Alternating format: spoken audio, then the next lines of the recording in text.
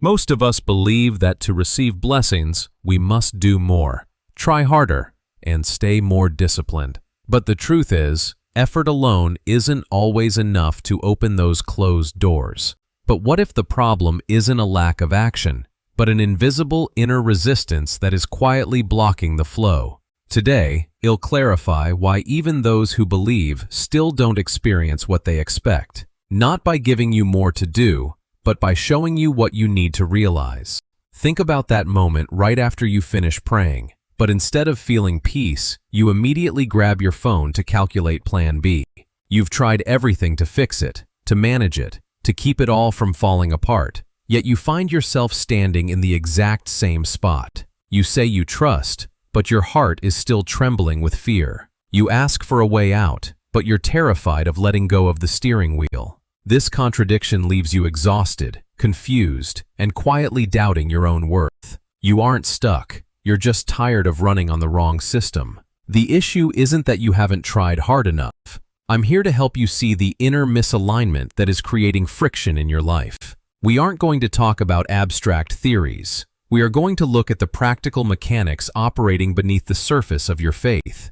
When we look at the lives of those around us, it's so easy to fall into a bitter cognitive trap.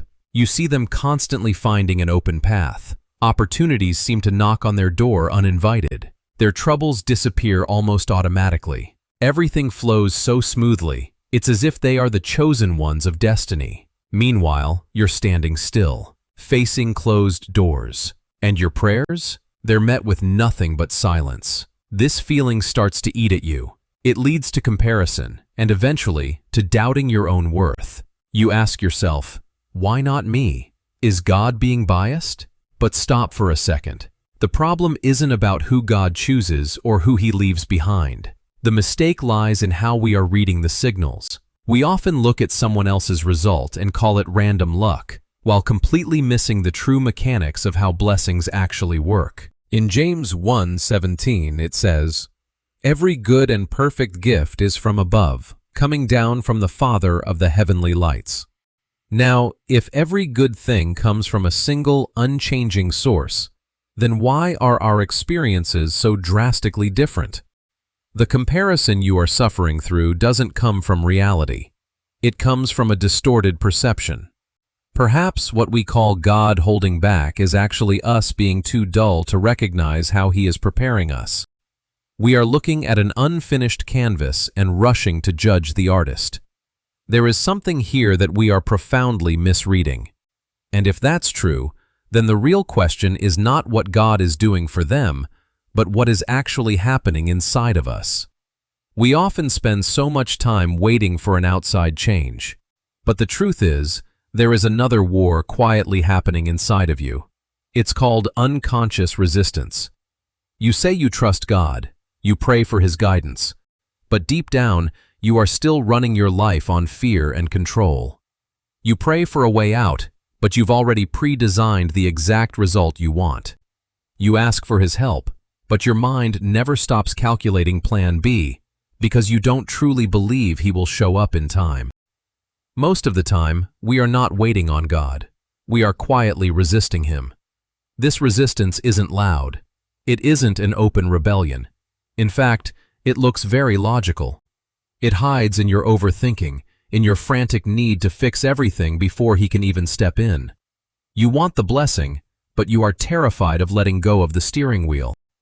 In Isaiah 55 verses 8 and 9 it says, "For my thoughts are not your thoughts, neither are your ways my ways." The gap between God's thoughts and your thoughts is exactly where this resistance grows. You are trying to squeeze His infinite plan into your finite vision. This contradiction creates an invisible friction, making you feel like everything is stuck. Don't mistake waiting for being stuck, because this resistance often hides in something that looks very spiritual. Most of us don't intentionally abandon our faith. We don't reject God. We simply don't put Him first. The problem here isn't lack of belief, it's misplaced priority. Look at how you react when pressure hits. When the bills are due, when your job is on the line, or when a relationship starts to crumble. What is your first instinct? You immediately dive into survival mode. You make the calls, you run the numbers, you do everything in your power to put out the fire right in front of you. You look for the solution first, and you look for God second. The frantic pace of modern life has created a false sense of urgency, and this urgency is a priority killer. It pushes God into the position of a backup plan, instead of being the primary source of guidance. In Matthew 6:33, we are reminded, "But seek first the kingdom of God and His righteousness, and all these things will be added to you." But we often do the exact opposite. We go after all these things first, and then hope God blesses what we've already decided on our own. When the priority is wrong, the entire flow of your life is off. You are trying to build a house from the roof down. You are doing the right things, but you're doing them in the wrong order. And that is why, despite your hardest efforts, everything still feels fragmented and exhausting. But even when the priority shifts, something deeper still needs to change. At this point, you might be thinking, okay, so I just need to fix my priorities, right? I'll pray more, put God before work, and everything will be fine. But the truth is even harder to swallow. Effort alone is not enough. Because the problem isn't about how much you do, it's about the state you are in while doing it. You can change your schedule, but without inner alignment, nothing sustains. You can put God at the top of your to-do list, while your heart is still trembling with fear. You are trying to run a new system on an old energy source. And here is the truth that no one wants to admit. Even if you fix your priorities, without inner alignment, everything you build will eventually crumble. So what is it that actually creates the shift? The real shift doesn't begin with what you do. It begins with who you are in His presence. Inner alignment is not a performance test. It's not about forcing yourself to pray more or checking off religious boxes. In reality, alignment is a state of being. It's when your soul finds its true axis, a place where your will stops fighting against God's will and starts moving in harmony with Him. We often mistake obedience, prayer, or gratitude for the goals themselves, but they aren't. They are simply the natural symptoms of a heart that is properly aligned.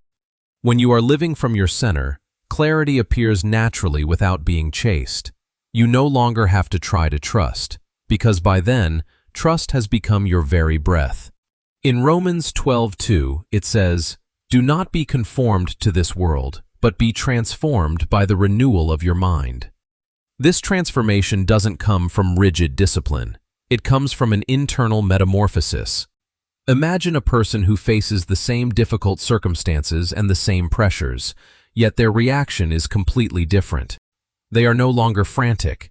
They are no longer trying to control everything, because they are aligned with a peace that is greater than any situation. Alignment is not something you perform. It is something you live from. Transformation is always more powerful than discipline. And when this alignment becomes consistent, something begins to change in how we experience life. Many people fear that this peace is only temporary. They worry they'll soon slide back into old habits. But alignment doesn't work that way. When you start living from your center, you create a self-sustaining, positive feedback loop. It's like a reinforcement system. When you place your trust in the right place, you experience peace. That peace reduces your urge to control everything. And when you stop controlling, you see God's hand more clearly, which, in turn, strengthens your trust even further. It's an upward spiral. Habits are not things you force upon yourself to shape who you are. Instead, habits are tools to reinforce the state you've already chosen. What you repeat is not what shapes you. What you trust is. In Galatians 6:7-9, we are reminded of the law of sowing and reaping. If you sow alignment in your soul, you will reap a sustainable way of life. True transformation doesn't come from trying harder every day. It comes because your internal system has changed. You become less anxious, not because you forced yourself to be optimistic, but because fear is no longer the primary fuel running your life. This mechanism is more durable than any temporary effort. The system will always outlast the effort, and eventually, this leads us to the place where most people struggle the most. There is a reason why most of us feel stuck, even after trying our hardest. It's because we haven't truly let go. Surrender. In today's modern world, this word sounds like failure. We are taught to grab, to master, and to be certain of everything. We've become addicted to the feeling of knowing what's next. But the truth is, the control you've been clinging to all this time was always an illusion. Surrender is not passive. It is not giving up. Surrender is an active choice of trust. It's the moment you decide, even if I don't know what happens next, I know the one who holds the next. True faith doesn't begin when everything is clear. It begins exactly where certainty ends. In Proverbs 3:5-6, it says, "Trust in the Lord with all your heart, and lean not on your own understanding." When you stop leaning on your own finite understanding, you enter an entirely new state of being. You no longer need to know the how or the when. You only need to know who you are walking with. Surrender feels like loss until you realize what you were holding was never control. That is where true freedom begins.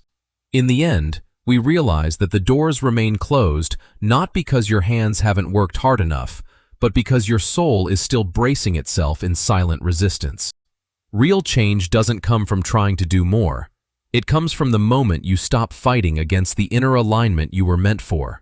When your heart finally finds its true axis, everything that was once clouded by fear will suddenly begin to clear. This message is for those of you who stayed until the very end.